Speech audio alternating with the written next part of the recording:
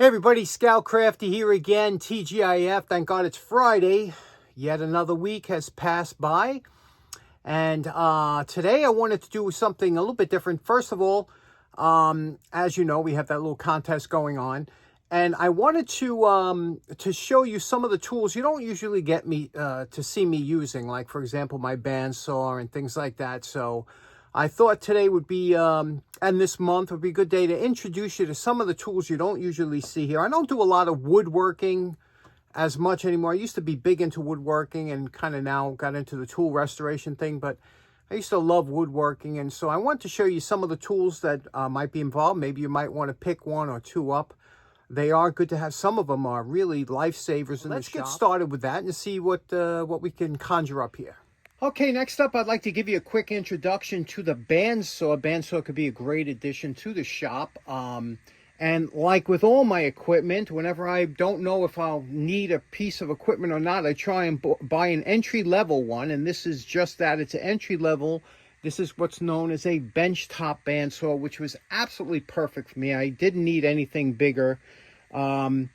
And what this is here, it's a dual wheel. Some bandsaws have 3 wheels to give you a larger throat. And the throat is the cut that you get between the blade and the arm of the bandsaw. See, now if I wanted to pass a piece of wood through here, you could see I'm limited in the throat on the cut that I could make by how far this blade is from the arm.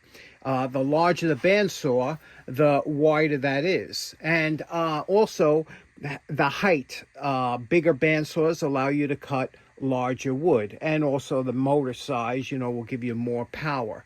But this is fine for me, especially for the work that I like to do.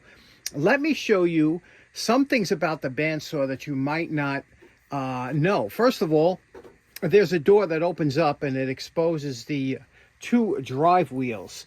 Now, the bottom drive wheel is usually driven by the motor. The top drive wheel just spins and keeps the blade on track. The wheels have what's known as tires, rubber tires on there, and they're slightly convex. And as you know before, convex wheels always keep the blade tracking in the middle. But there is also some tracking components that you have to know about, and I'll show you about that in a second. But the first thing you want to know is when you're going to be cutting, whatever you're going to be cutting, is what type of blade that you need. Now, bandsaws can accept a multitude of different style blades. Now, it depends, first of all, on the material you're cutting, and secondly, what type of cuts you're going to be making. If you're going to be making very intricate and very tight cuts, you want a thinner blade. If you're going to be cutting resawing lumber where you want to have a straight cut, you can have a thicker blade. That'll help. Also, how many teeth per inch, and that depends on what you're cutting. Like if you're cutting metal, like here, you could have more teeth per inch. You could see here it's a finer, almost looks like a hacksaw blade, and you could see it says 18 teeth per inch.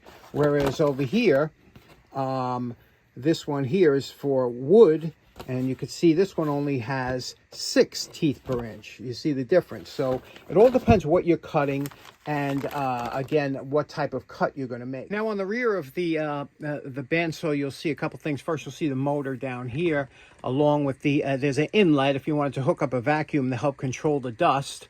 And also up here, you'll have some tensioning knobs.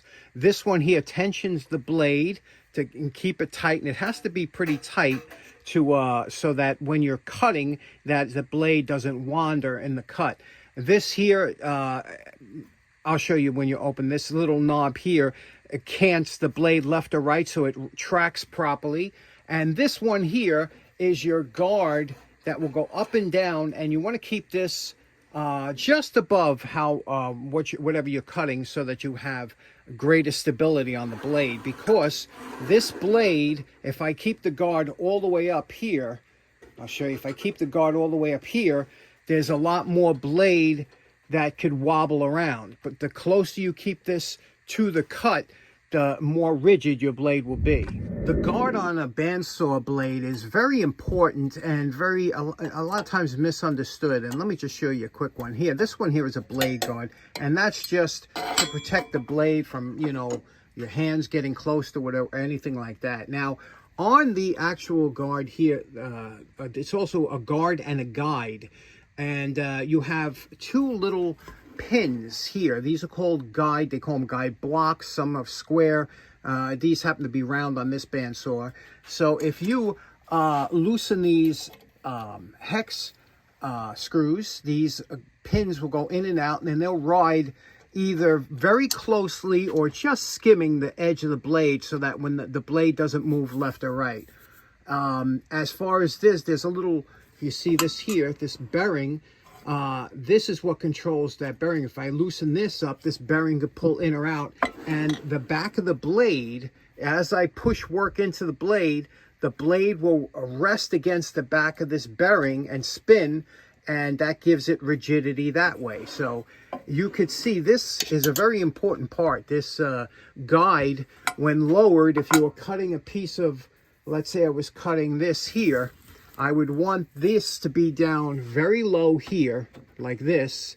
And this way, this blade becomes very rigid down here because I got these two guides from keeping the blade going left and right, and I got that bearing from keeping the blade pushing towards the back. So this is an important part to a bandsaw. There are also guide blocks on the bottom of the blade. You can see here, and you can see those guide blocks there with another bearing behind the blade. You can see when I spin the blade how it passes through. So you could see why people don't want to change blades too often on a bandsaw, because it takes, you got to set up every blade, you got to adjust it, so it's not a quick and easy setup or switch over. There's also a little brush on the back of the wheel there that will take off any sawdust or anything, so it don't get caught up between the wheels as this spins. So let's start her up. One last thing about your bandsaw, if ever you do decide to get one. This one here has a quick release. You see this quick release here? And what that does is when you tension, remember there's a lot of tension on that bandsaw blade to keep it to run straight. When you're using it, you keep this in the down position, which means it's all tense. When you're done using it for the day or the week or whatever you finish for the day, you always pop that up, release a little tension off the blade so you're not putting excessive wear on your tires or the blade. One of the things that's nice about a portable bandsaw is you could move it anywhere you want at any time. See, we're going to cut out a blank for one of the cars here. And again, you take it to the point here just above the guard, and you're going to lower the guard down. Okay, we're going to lower this down to just above, right about a half inch above the cutting area. So now we have a good rigidity of the blade, and we'll be able to cut that in that pattern, which isn't too tight.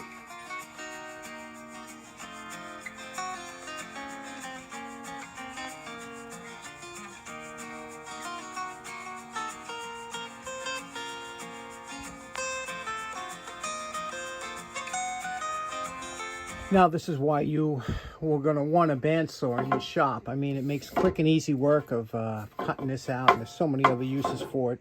Fantastic thing to have in the shop. I would highly recommend one.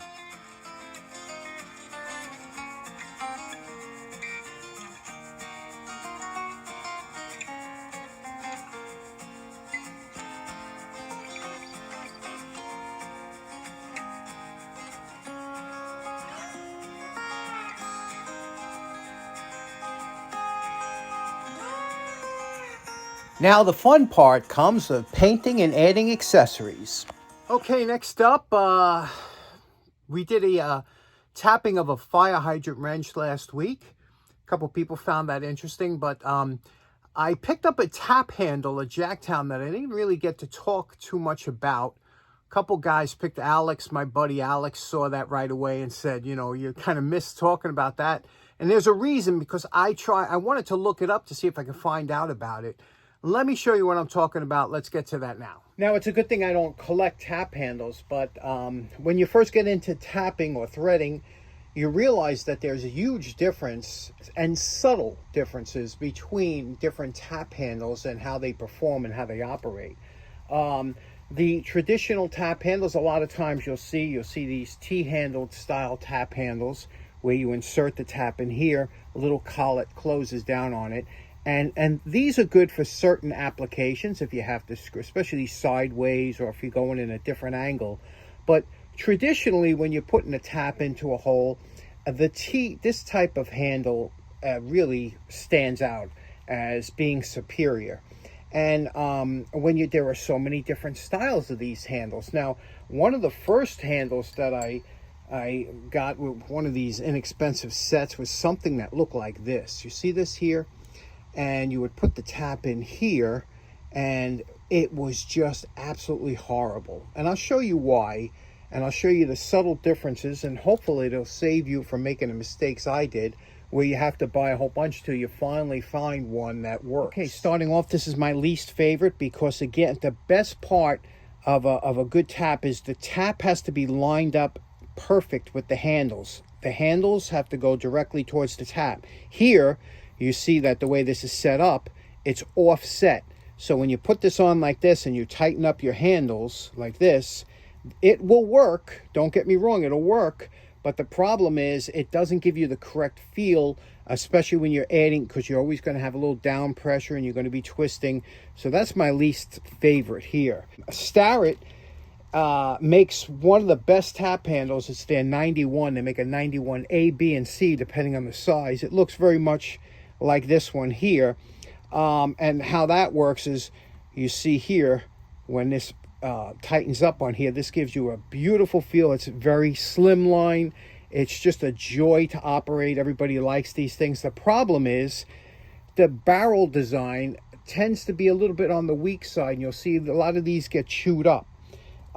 This is an inexpensive one you'll find in a lot of tap sets that come. This is like an Asian made one. It will do the job, but it has a tendency to want to loosen up. Like once you tighten this up, it tends to want to loosen up on you. So again, you'll notice these things. A little thing like that could be a real pain when you're working. And then when you finally find one, even though it's an old one like this at a flea market or a garage sale, an old one like this Greenfield tap and die, this is just beautiful to work with. It stays tight. It has a nice feel to it. You know, you can really enjoy your tapping. So these are, things that you look for. And that's what brought me to this. Now, I was at Jacktown and I saw this interesting tap handle, totally asymmetrical, very unusual. Apparently this screw, as it screws out, opens this up. Everything's a little bit tight, needs to be cleaned up. Let's clean it up, see if it works. I don't even know who made this, what manufacturer. It's got you feel this, it's loose, it's pinned in, but it's loose. I don't like that feel. Everything has to be tight on a tap handle. Let's clean it up, see what we can do with this. We're in the midst of our cleanup here. You could see as we're going from this. Oh, this is what it used to look like. The patina boys love that stuff. But check this out. We have a name on here. And can you see it? It says Wells Tool. I don't know if there was a letter before that, but it says Wells Tool Company, Greenfield, Massachusetts. That's where the tap and die mecca of the United States was back in the day. USA, this is a number 20, which means it goes from 1/4 inch to 3/4 inch. So that's nice that we have a name on there. And that's why you do a post wire brush evaluation. That's why you wire brush instead of taking it right to the sanding disc, just in case.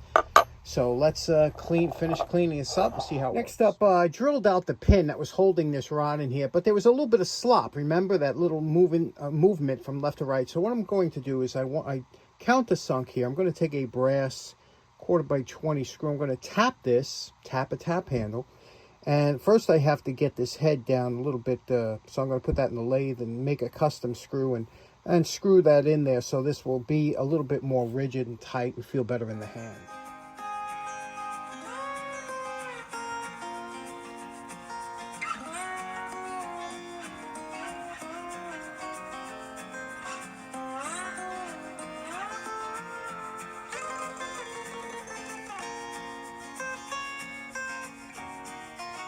Now you know my favorite part. Remember what this Wells Tool Company tap handle looked like before we started? And we're calling this project done. Just wanted to get this back to what I thought. I've never seen one of these before. I'm interested if any of you have seen. Maybe it came only in the set. I don't know, but you can see what we did here. This is a vast improvement over the pin because that is absolutely solid now and also removable. So that's an improvement. Now you could see here, this is really important. I had to polish all this here so that this works smooth because it's you know, some tools are funny. Some tools will not operate correctly until they're broken in. So a guy might have a prototype, and after messing with it for so long, you know, they put it out to production, and you get it. And some tools like are tight, like pliers. They're tight until you work them in. And this is one of those tools that definitely needed to be a little bit worked with to get this to work correctly, which it does now. You can see how nice and smooth this is, you know, no locking up, whereas before I couldn't adjust it and it had to be polished. And you can see here we're able to keep the entire name here, and we'll look that up. So there we go. What do you think of this? It's an unusual tap handle for sure, but I wonder if anybody out there has seen one of these before, but very interesting. Okay, so in closing, you know, it's funny when you do metalworking compared to woodworking, different kind of dust, different kind of mess, you know. The woodworking, it's a much cleaner dust, but it gets all over the place. With metalworking, it's a dirtier, but it's kind of, you know, refined to one area. You know what I mean? That's why if you're going to have a shop, you really should have separate areas between your woodworking and your metalworking, because the two dusts do not, they're not compatible. Anyway, thanks so much for tuning in. Hope you have a great weekend. We'll see you again on Monday. Take care now. Bye-bye.